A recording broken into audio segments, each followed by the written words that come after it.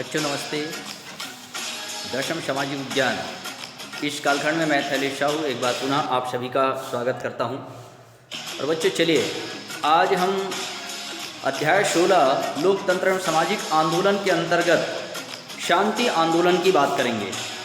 पिछले कालखंड में हमने सूचना का अधिकार इस पर चर्चा किया था। बच्चों सूचना के अधिकार के तहत मैंने बताया कि हमें कोई भी सरकारी रिकॉर्ड अगर जानना है या हमें लगता है कि हमारे साथ कोई नाइंसाफ़ी हुई है, कोई भी शासकीय कर्मचारियों ने हमारे साथ गलत किया है, तो हम उसकी जानकारी सूचना के अधिकार के तहत प्राप्त कर सकते हैं। और सूचना के अधिकार के तहत हमें पूरी रिकॉर्ड, पूरी जानकारी प्रदान की जाती है। और यह सूचना का अधिकार जो है हमें शासन द्वारा प्रदान की जाती है, जिस संबंधित शाखा या जिस संबंधित ब्रांच से या जिस संबंधित संस्था से जुड़ी हुई है। तो आइए हम इस कालखंड में जो चर्चा कर रहे थे वहीं से आगे बढ़ने का प्रयास करेंगे बच्चों।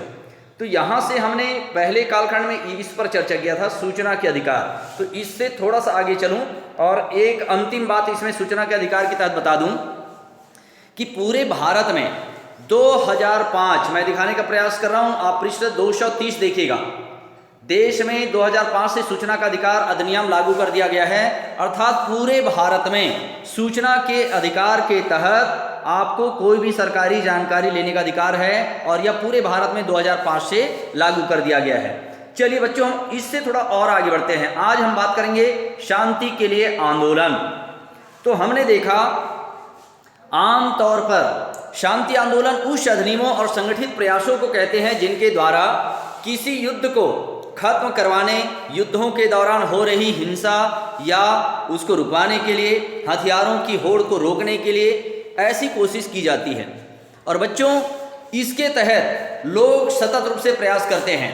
हमने देखा दुनिया में परमाणु हथियारों और खतरनाक हथियारों के इस को प्रतिबंध लगाने के लिए पूरी दुनिया में इसको रुकवाने के लिए जो आंदोलन हुआ इसे ही शांति आंदोलन कहा जाता है। अर्थात हम युद्ध का विरोध कर रहे हैं, परमाणु शस्त्रों का विरोध कर रहे हैं, किसी प्रकार से शस्त्र निर्माण का हम विरोध करने के लिए जन आंदोलन जब होता है तो इसे ही शांति आंदोलन का नाम दिया गया है। हमने देखा बच्चों परमाणु हथियारों के प्रसार विरोधी आंदोलन जो हुए, तो यहाँ से हमने देखा कि जो जापान है ना, जापान में दो घटना का उल्लेख करते हैं। 1945 में अमेरिका में गिराए गए 2 परमाणु बम किसने गिराया था? अमेरिका ने गिराया। और इस घटना से जापान नहीं बल्कि पूरा विश्व कांप गया, हिल गया, मैंने आपको बताया था। तो ऐसे समय में जापान में परमाणु हथियार विरोधी आंदोलन काफ़ी सक्रिय होने लगे। 1954 में जापान के लोगों ने परमाणु और हाइड्रोजन बम का विरोध करने लगे कि भविष्य में न हम इस प्रकार के बम का समर्थन करते हैं, न हमारे देश पर इस प्रकार से कभी भी बम का प्रयोग होना चाहिए। और इसके लिए वहाँ पर परमाणु बम का विरोध करने के लिए, ऐसे शस्त्रों के विरोध के लिए 35 लाख लोगों ने जापान में हस्ताक्षर अभियान चलाया कि हम भविष्य में ना परमाणु शस्त्र का समर्थन करेंगे और ना ही विश्व में भारत भी इसका समर्थन नहीं करता है। वैसे जापान ने आंदोलन के माध्यम से इसका विरोध किया। और इस तरीके से हमने देखा कि परमाणु बम के प्रयोग से पूरे विश्व में कैसी स्थिति निर्मित हुई। बच्चों इससे थोड़ा और आगे चलें। इंग्लैंड में परमाणु निशस्त्रीकरण के पक्ष में अभियान, एक केस स्टडी। जापान की तरह इंग्लैंड में भी परमाणु हथियारों का प्रतिबंध लगाने के लिए व्यापक अभियान चलाया गया। बच्चों वहाँ के महिलाएं, वहाँ के बच्चे, वहाँ के बूढ़े, वहाँ के जवान सब के सब इस पर बोले कि नहीं, भविष्य में हम परमाणु हथियारों का विरोध करते हैं, न ही इसका हम निर्माण करना चाहिए और न ही इसका उपयोग करना चाहिए। इस अभियान से जुड़े हजारों कार्यकर्ताओं ने लंदन के वर्कशायर तक और एल्डरमास्टन यात्रा निकाली। एल्डरमास्टन वर्कशायर में इंग्लैंड का परमाणु प्रतिष्ठान है। बच्चों एल्डरमास्टन यात्राएं 60 के दशक में शुरुआती वर्षों में लगातार जारी रही और प्रसिद्ध दार्शनिक बर्ट्रैंड रसेल ने अपने पद से इस्तीफा दिया और कमेटी ऑफ 100, इस पॉइंट को याद रखिएगा, किसका नाम ले रहा हूं मैं? प्रसिद्ध दार्शनिक बर्ट्रैंड रसेल ने अपने पद से इस्तीफा दे करके कमेटी ऑफ 100 का गठन किया। इस समूह में इंग्लैंड के परमाणु प्रतिष्ठानों के सामने लगातार धरने देने का काम शुरू किया गया और रसेल ने कहा कि धरने पर बैठना इसलिए जरूरी था क्योंकि इंग्लैंड में समाचार पत्र परमाणु हथियार विरोधी जो वहां पर स्थिति निर्मित हो रही थी, तो उसके लिए क्या कहा गया कि इस अभियान के प्रति उदासीन हो गए हैं। अतः कमेटी ऑफ 100 के माध्यम से सदस्यता अभियान चलाया गया, लोगों को ज़्यादा से ज़्यादा जोड़ा गया और इसमें सीधी सी बात यह करने का प्रयास किया गया कि हम ज़्यादा से ज़्यादा इसका विरोध करें और विरोध करने के साथ साथ हम इन चीज़ों का ध्यान रखें कि भविष्य में परमाणु बम का उपयोग न ही होगा, न ही इसके निर्माण का हम समर्थन करते हैं। बच्चों, इसके लिए वहाँ की सरकार ने क्या किया, तो यहाँ पर वहाँ की सरकार ने हिंसक दमन, गिरफ्तारियाँ तथा अत्याचारों ने इस समूह के समर्थकों को काफ़ी परेशान कर दिया और अंत में यह संस्था बिखरने लगी। 89 वर्ष की उम्र में रसेल को गिरफ्तार कर लिया गया। मगर यह बात तो सत्य है बच्चों कि ये कमेटी ऑफ 100 परमाणु निशस्त्रीकरण के विरोध में बनाया गया था और इसका परिणाम धीरे धीरे ये आया कि कहीं ना कहीं परमाणु हथियारों व युद्ध के अलावा अन्य मुद्दों से इसका विरोध होने लगा और इस तरह से हम कह सकते हैं कि इंग्लैंड में भी शांति आंदोलन के लिए प्रयास किया गया। बच्चों, हम इंग्लैंड के बाद अमेरिका की बात करें। अमेरिका में परमाणु हथियारों को रोकने के लिए वहां पर भी शांति आंदोलन हुआ।